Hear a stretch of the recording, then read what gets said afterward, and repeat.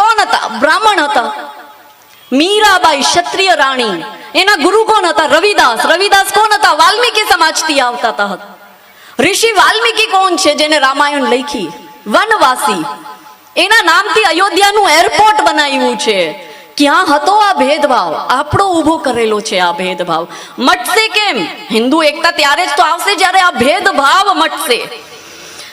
500 વર્ષ સુધી સંઘર્ષ કરવા પછી જ્યારે રામ મંદિર બને છે ત્યારે અમુક મૌલાના મૌલવીઓ, એમાં પણ મૌલાના સાજિદ, આમ મૌલાના નથી. તમને તમારું અહીંયાનું તમને લાગશે કે આપણે ભુજ પર ગામમાં છે, આપણી તો દુનિયા જ આ છે, બહાર શું ચાલે આપણે શું મતલબ છે?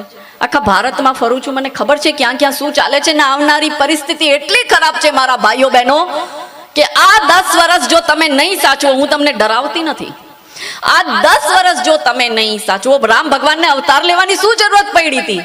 એને ખબર હતું કે રાવણનો ત્રાસ વધી ગયો.